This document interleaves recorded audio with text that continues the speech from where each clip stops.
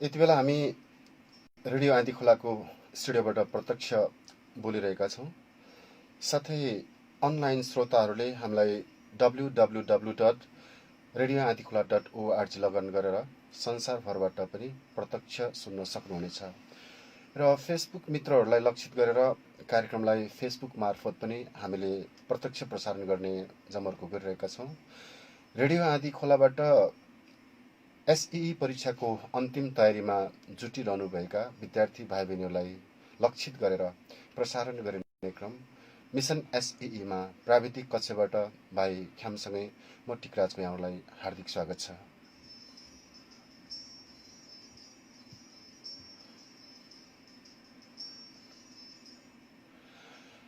आदरणीय श्रोता तथा दर्शकहरू, मैले मिसन एसईई किन केका लागि भन्ने बारेमा पनि अघि यहाँलाई स्पष्ट गर्ने प्रयास गरेँ। यो विशेष गरेर एसईई परीक्षाको अन्तिम तयारीमा जुटिरहनुभएका विद्यार्थी भाइ बहिनीहरूले एसईईको कस्तो तयारी गरिरहेका छन्, उनीहरूले परीक्षाको लागि गर्ने तयारीको अवस्था कस्तो छ र उनीहरूको पढाइको स्तर कसरी अगाडि बढिरहेको छ र मिसन एसईईलाई लक्षित गरिरहँदाखेरि के कुराहरू गरिरहेका छन् भन्ने बारेमा हामीहरू कुराकानी गर्नेछौँ। र यो कार्यक्रमको लागि विभिन्न विद्यालयबाट त्यो विद्यालयका टप 5 विद्यार्थीहरूलाई स्टुडियोमा प्रत्यक्ष ल्याएर उहाँहरूको आफ्नो अनुभव र तयारीको बारेमा कुराकानी गर्ने गर्दछौँ। त आज मसँग कुराकानी गर्नको लागि भुम्रे मावि भुम्रेका टप 5 विद्यार्थीहरू बहिनीहरू आज मसँग स्टुडियोमा हुनुहुन्छ। त म उहाँहरूसँग रहेर उहाँहरूको परीक्षाको अन्तिम तयारीको बारेमा कुराकानी अगाडि जोड्नेछु। मलाई आशा विश्वास अनि भरोसा छ यहाँहरू पनि हामीसँगै रहेर हाम्रो कार्यक्रममा साथ दिनुहुनेछ। र सर्वप्रथम म आजको मिसन एसईमा भुम्रे माविका टप 5 विद्यार्थी भाइ बहिनीहरूलाई म हार्दिक स्वागत गर्न चाहन्छु। धन्यवाद सरलाई। र म सबभन्दा सुरुमा म परिचयबाट सुरुवात गर्छु हैन। म बहिनीबाट आफ्नो परिचयहरू दिनको लागि म अनुरोध गर्न चाहन्छु। नमस्ते, मेरो नाम मन्ता श्रेष्ठ हो। हजुर। र म वालिङ नौ भुम्रेमा बस्छु। हजुर। अर्को बहिनीको भन्नुहोस् त। नमस्ते, मेरो नाम रेजिना सुनार, म वालिङ नौ भुम्रेमा बस्छु। हजुर। अर्को बहिनी भन्नुहोस्। नमस्ते, मेरो नाम सुरक्षा थापा, म वालिङ नौ कल्लेरीमा बस्छु। हजुर। अर्को बहिनीको। नमस्ते, नाम सुमित्रा भुजेल, म वालिङ मोड वडा नम्बर 8 मा बस्छु। हजुर। अर्को बहिनी। नमस्ते, मेरो नाम एला सुनार, म भुम्रेमा बस्छु। एलिना। हजुर। अच्छा। भुम्रे माविको म कक्षा 10 मा अध्ययनरत विद्यार्थी। ओके, पुनः म मनिता, रेजिना, सुरक्षा, सुमित्रा र एलिनालाई म पुनः फेरि स्वागत गर्दै आजको कार्यक्रमको शुभारम्भ गर्ने म अनुमति चाहन्छु है। म मनिताबाट सुरुवात गर्न चाहन्छु। मनिता, अब एसईई ठ्याक्क आजबाट गन्दाखेरि काउन्ट गर्दाखेरि 1 महिना बाँकी छ हैन। र एसईई परीक्षामा तपाईँहरूको तयारी घरमा र विद्यालयमा हैन, विद्यालयको गुरुआमाहरू र घरमा बुवा आमाहरूले र तपाईँहरूको कस्तो तयारी छ यसको बारे बताइदिनुहोस् न। अब स्कुलमा चाहिँ बिहान 6 बजेदेखि बेलुका 6:30 बजेसम्म पढाइ हुन्छ। हजुर। अनि त्यसपछि घर पनि धेरै सपोर्ट गर्नुहुन्छ। हजुर। पढ्ने टाइममा यस्तो काम गराउने यस्तो केही गर्नुहुन्न। पढ्न चाहिँ राम्रै चल्यो अहिले। राम्रै चलेको छ। ओके।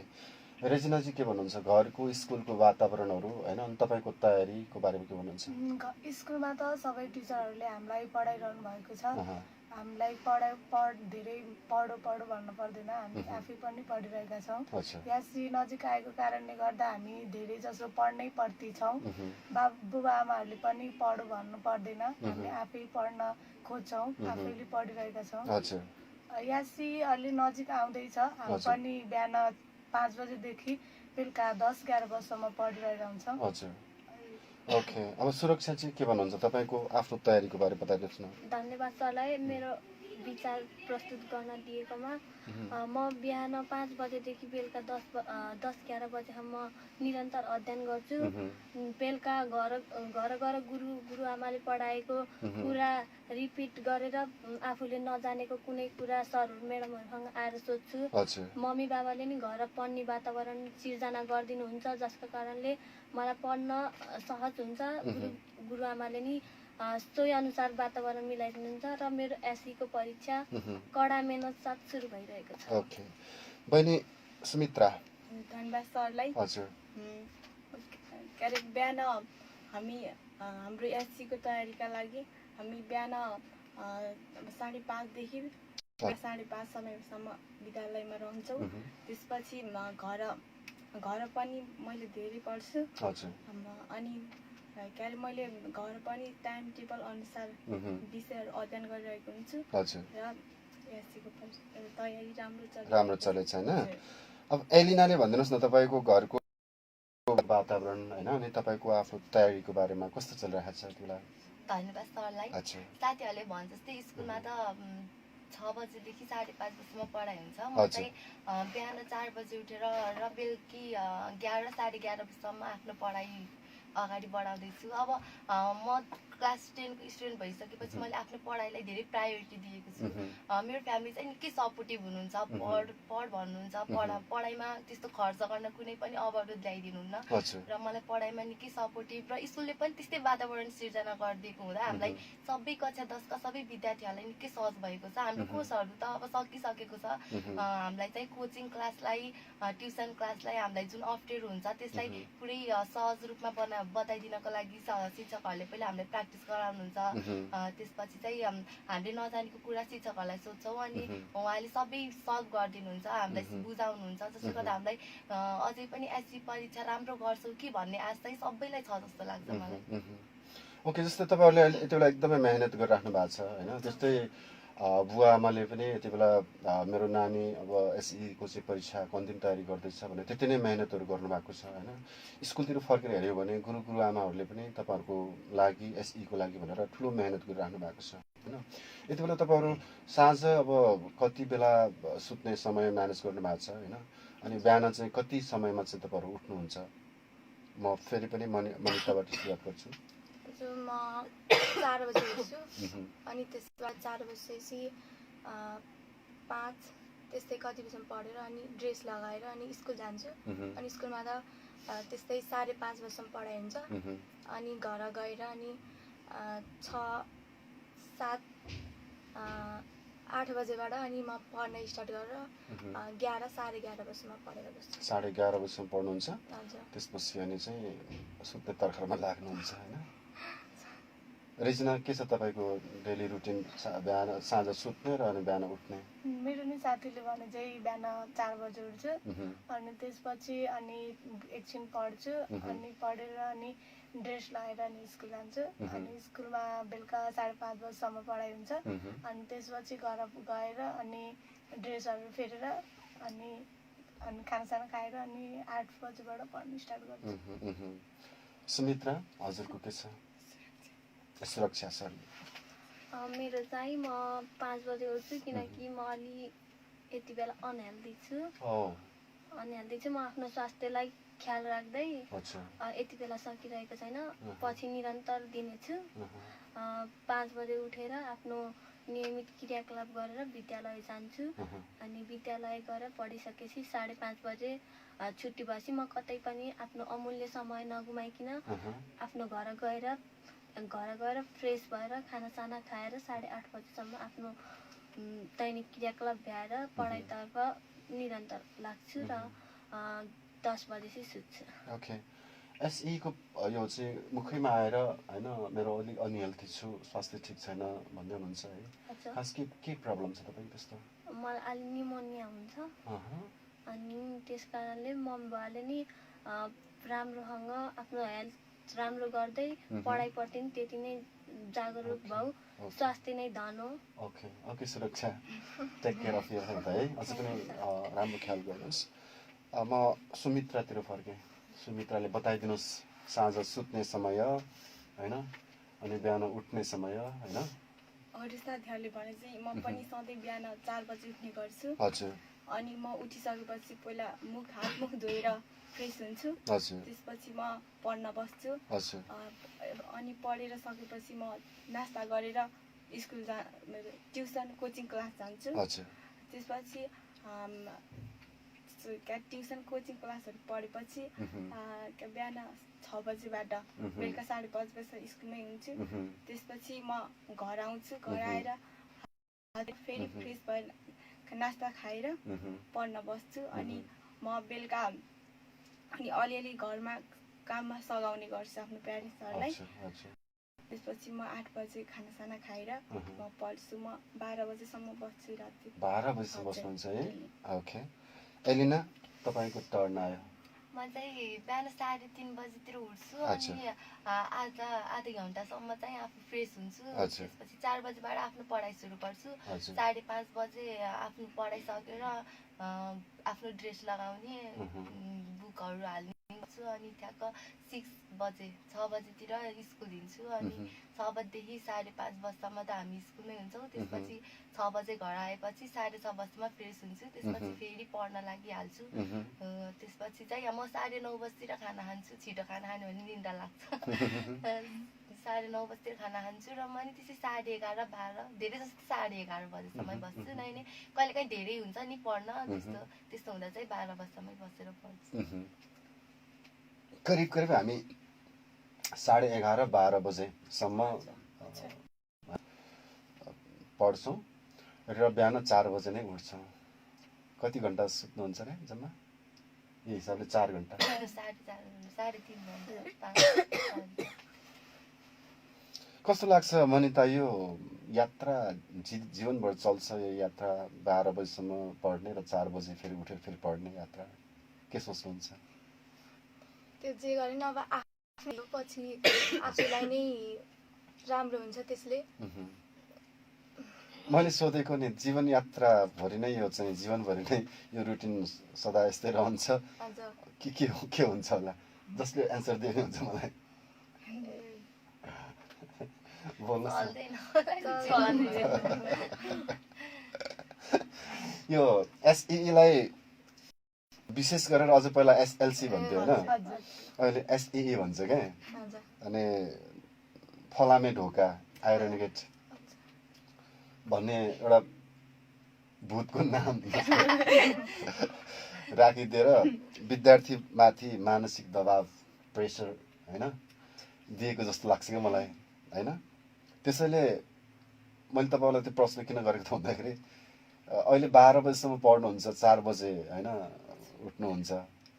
भोलि मिस एसईई सकिएपछि त्यो रुटिन चेन्ज हुन्छ क्या। किनभने यो भूतले तर्साउँदैछ होइन। यो भूत पाखा लाग्यो भने होइन जिन्दगीमा फेरि त्यस्तो भूत आउँदैन भन्ने लाग्यो होला होइन। तर मैले यहाँ किन जोड्न खोजेँ त भन्दाखेरि यत्रो प्रेसर अहिलेको लागि मात्रै किन होइन। हामीले कक्षा 1बाट नै समय मिलाएर, समय तालिका रुटिन बनाएर पढेको भएदेखि हो क्या न, अहिले राति 12 बजीसम्म पढ्नुपर्ने, बिहान 4 बजी उठेर फेरि पढ्नुपर्ने होइन। यता सुरक्षाको बिचरा स्वास्थ्य पनि ठिक छैन होइन। र त्यो माथिले एउटा त मेन्टल प्रेसर पनि भयो, अर्को फिजिकल्ली पनि मान्छे चाहिँ अलिकति विक हुन्छ होइन। त्यस कारण तपाईँहरूले यसलाई फलामे ढोका होइन, यो गोल्डन गेट हो यो होइन। यसलाई होइन, तर आफूले चाहिँ राम्रो तयारी चाहिँ गर्नु पर्यो है। तपाईँहरूले सकिएपछि पनि पढाइको लागि चाहिँ राम्रो समय तालिका निर्माण गर्नुहोला होइन। र जीवन यात्रा रहन्जेलसम्म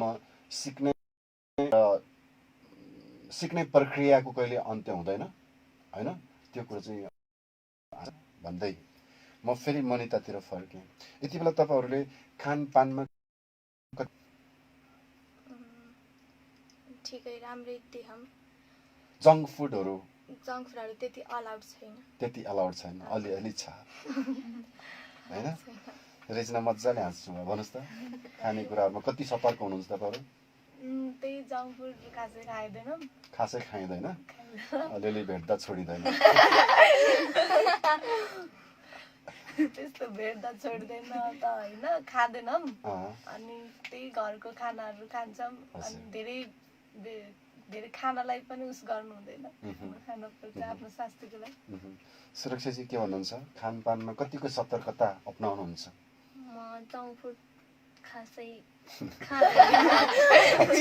खाँदैन।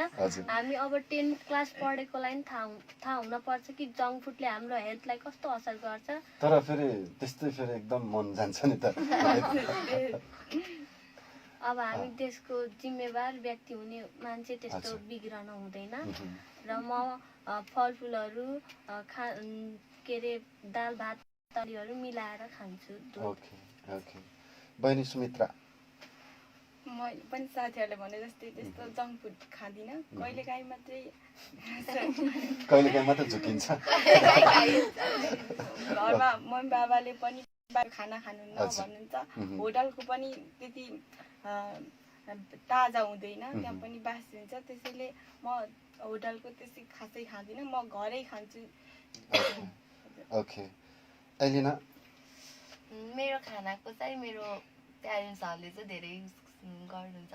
प्यारेन्ट्सहरूले समयमै खाना दिनुहुन्छ, समयमै खाऊ हेल्थलाई राम्रो गर्छ भन्नुहुन्छ। मैले चाहिँ टाइम टेबलमै खान्छु, एकदम टाइममा खान्छु। त्यही भएर मलाई हेल्थमा त्यस्तो प्रब्लम आउँछ जस्तो लाग्दैन। प्यारेन्ट्सले एकदम केयर गर्नुहुन्छ मेरो हेल्थको।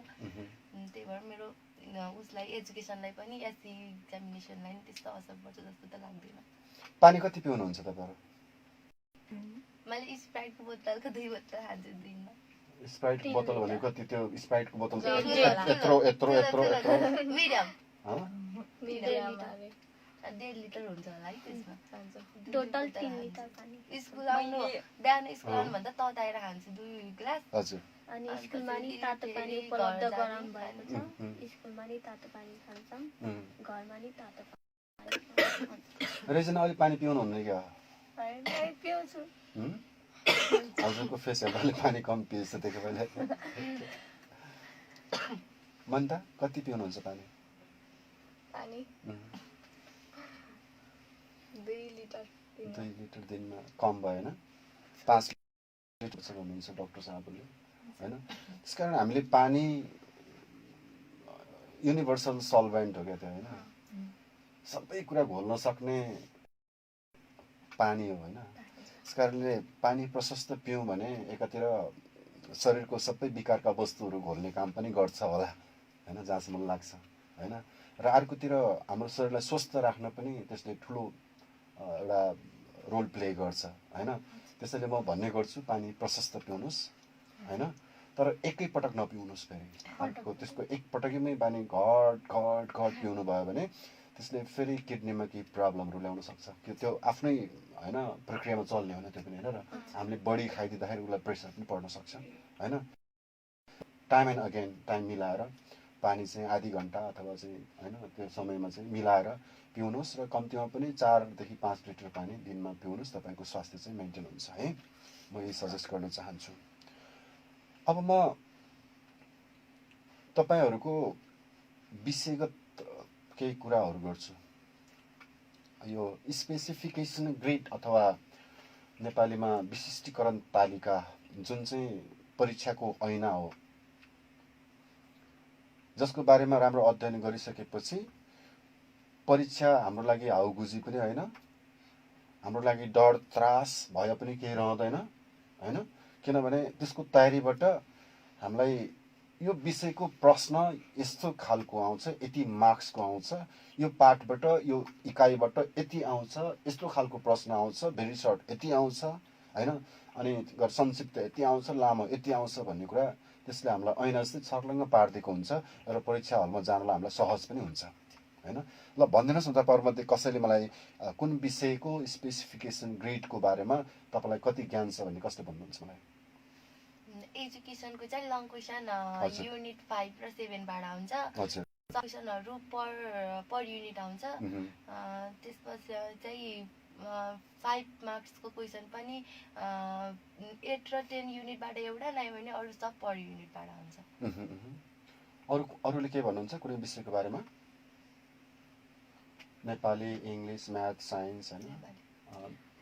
नेपालीको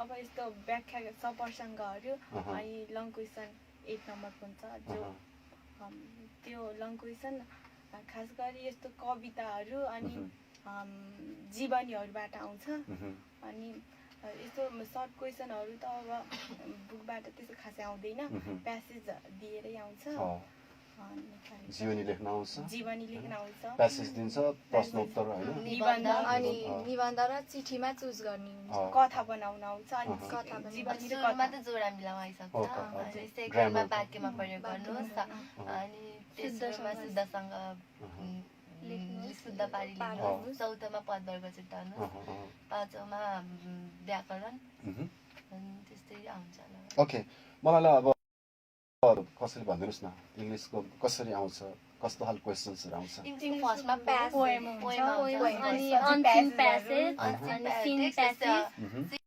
एउटा यस्तो vacancy announcement news report readable story त्यस्तोबाट एउटा आउँछ यस्तै आउँछ डायलग आउँछ ग्रामर टोटल 11 मार्क्सको आउँछ यस्तै आउँछ भनेर ढुक्क हुनुहुन्छ हैन र हो तपाईहरुले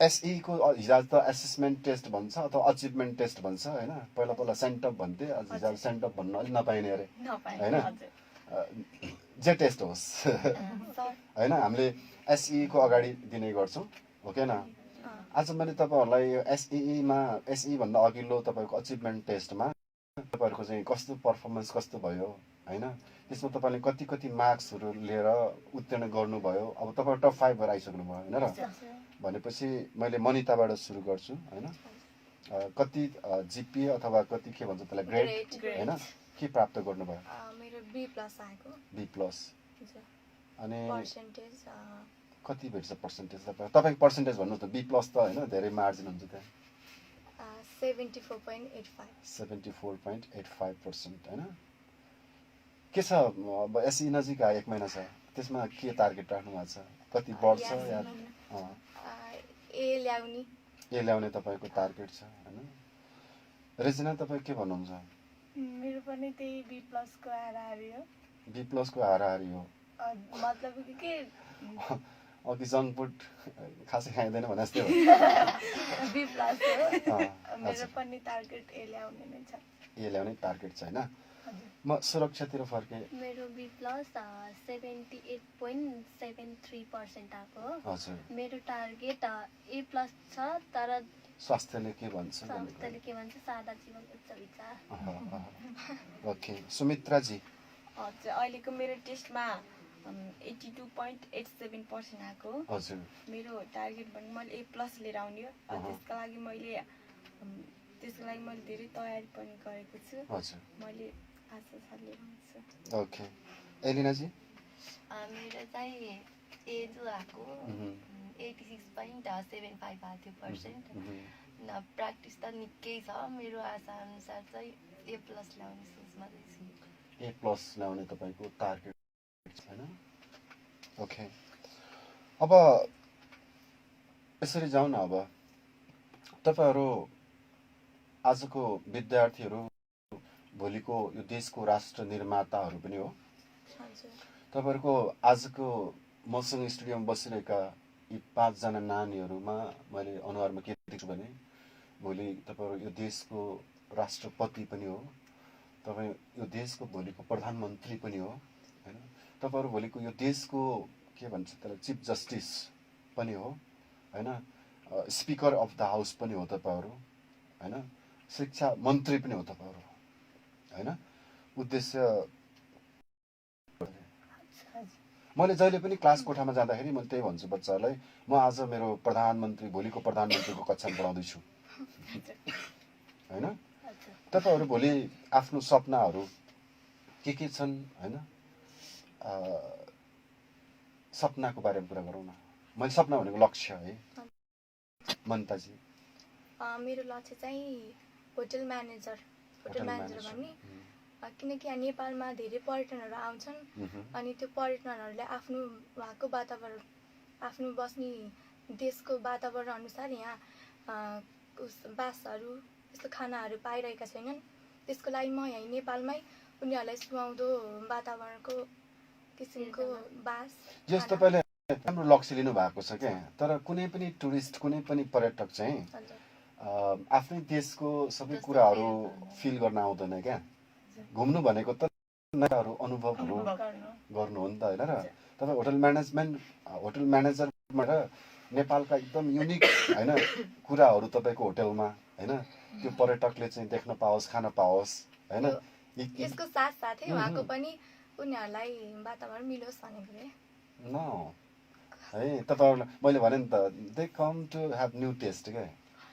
they come to get have new experience होइन। उनीहरू नयाँ एक्सपिरियन्स लिनको लागि चाहिँ यात्रा गर्ने जहिले पनि है। तपाईँको त्यो फिल्ड राम्रो छ हो कि न। तर त्यसलाई हामी अर्ग्यानिक भन्छौँ नि होइन। नेपालमै फलेको धान होस्, नेपालमै फलेको आलु होस् होइन, नेपालमै फलेको तरकारी होस् होइन र। अब त्यो खालको चाहिँ तपाईँले टिपिकल एउटा खालको चाहिँ बनाउन सक्नुभयो भने you be successful hotel manager. Okay, मैले के भन्छु भने अब नेपालको चाहिँ गरौँसुर घुम्न टुरिस्ट आउँछ भने त्यो कन्क्रिटले बनाएको के होइन, त्यो के भन्छ फलाम छड होइन इट्टा लगाएर बनाएको त त्यस्तो भवन त बिल्डिङ त त्यस्तो मन्दिर त उनको देशमा पनि कति छ होइन। हाम्रो देशको अर्ग्यानिक मन्दिर होस्, हाम्रो देशको अर्ग्यानिक चाहिँ त्यो भित्र नयाँ लाग्छ। अनि उनीहरूले फेरि ओहो गरौँसुरमा त यस्तो छ भनेर आफ्नो देशमा भन्छन् होइन। अझै धेरै पर्यटकहरू चाहिँ नेपालमा भित्रन्छन् होइन र। ओके, म रेजिनातिर फर्केँ। मेरो लक्ष्य चाहिँ योग्य शिक्षक बन्नु हो। किनभने हाम्रो देशमा अरू देशमा जस्तो प्रविधित तरिकाले पढाइ भएको छैन। अन्य देशमा कम्प्युटर ल्याबहरूबाट टाइप गरेर पढाउँछन् भने हाम्रो देशमा त्यस्तो उपलब्धि छैन। मलाई यस्तो लाग्छ कि मैले पनि त्यस्तै योग्य शिक्षक बनेर अरू देशमा कम्प्युटर ल्याबहरू भए चाहिँ गरेर सर्टकटमा होइन अत्याधुनिक प्रविधिलाई होइन शिक्षासँग जोड्ने गरेर म चाहिँ एउटा शिक्षक बन्छु, त्यही भन्नु खोज्नु हो क्या। एकदम उच्च विचार। सुरक्षा म चाहिँ एउटा न्यायाधीश बन्न चाहन्छु। किनकि जो अन्यायमा पर्छ उसले कुनैले न्याय नपाएको हुनसक्छ। कुनैसँग आर्थिक अवस्थाले गर्दा पनि आफूले न्याय पाउन सक्दैन अन्यायमा परि। तर म त्यस्ता जरुरतमन्द व्यक्तिहरूको सहयोग गर्न चाहन्छु र उनीहरूलाई न्याय दिलाउन चाहन्छु। न्यायाधीशले पनि पक्ष विपक्ष वकालत गर्छन् होइन, विपक्षलाई पनि जिताउने प्रयास नै गर्छन् होइन। न्याय अन्याय दुवै उभिएर वकालत गर्छन् हो कि होइन। तर म चाहन्छु सुरक्षाजी जिन्दगीभरि न्यायको पक्षमा होइन उभिएर हो कि वकालत गर्नु होला होइन। न्यायलाई नै सधैँ जिताउनु होला होइन। किनभने आखिरमा बिक्री हुने त यही छ नि त होइन होइन होइन। हस् सुमित्रा। मेरो अहिले वर्तमान हेर्दा अहिले मेरो एससीको इक्जाम नजिक आउँदैछ। मैले अहिले भन्नुपर्दा मैले एससीमा राम्रो ग्रेड ल्याएर जिपिए ल्याएर पास गर्ने मेरो लक्ष्य छ। तर फ्युचरमा भन्नुपर्दाखेरि म एउटा दक्ष र योग्य इन्जिनियर बन्न चाहन्छु। किनभने हाम्रो देश नेपालमा के अरे विकास निर्माणका कार्यहरू योजनाबद्ध रूपमा हुन सकेका छैनन्। मैले त्यसलाई मध्यनजर गर्दै के अरे योजनाबद्ध रूपमा विकास निर्माणका कार्यहरू सञ्चालन गर्न चाहन्छु। यही नै मेरो भविष्यको लक्ष्य रहेको छ। तपाईँ पढेर इन्जिनियर हो कि न, तर कोही चाहिँ पढेर पनि इन्जिनियर बनेका छन् के। कसलाई मैले यहाँ जोड्न खोजेँ, धुर्मुस सुन्तली होइन। मनले चाह्यो भनेदेखि मान्छे पढेर पनि होइन काम अगाडि जे गर्छ नि त्यही अनुसार त्यस्तो पनि हुनसक्दो रहेछ होइन। अहिले त हाम्रो धुर्मुस सुन्तलीहरू मिलेर देशमा कति ठुला मानव बस्तीहरू बसालिदिनु भएको छ हो कि न। उहाँहरू त एक हास्य व्यङ्ग्य कलाकारहरू हो नि त, कमेडी कलाकारहरू हो कि न। तर उहाँहरू अहिले सामाजिक अभियन्ता भएर इन्जिनियरले नेपालको इन्जिनियरले गर्नु नसकेको कामहरू चाहिँ होइन धुर्मुस सुन्तलीले गर्नुभएको छ। हाम्रो तर्फबाट उहाँलाई स्यालुट छ होइन। तपाईँले पनि त्यसै काम गर्नु है। ओके, अब एलिनाजी। मेरो पनि साथीले भन्छ जस्तै अहिले एससी परीक्षामा राम्रो मार्क्स ल्याउने मेरो मुख्य लक्ष्य हो। अब यदि मैले एससीमा राम्रो गर्न सकेँ भने चाहिँ मैले पोलिटिकल साइन्स लिएर पढ्छु र मलाई एकदम कुशल राजनीतिज्ञ बन्ने मेरो सोच छ। किनकि हाम्रो देशमा चाहिँ नेताहरूले स्विजरल्यान्ड बनाउने भन्नुहुन्छ देश, तर त्यो त उदाहरणको रूपमा मात्रै भयो, आफू हाइलाइटमा आउनलाई भनेर मात्रै भएन नि त, देश चेन्ज पनि गर्न पर्यो। उहाँहरू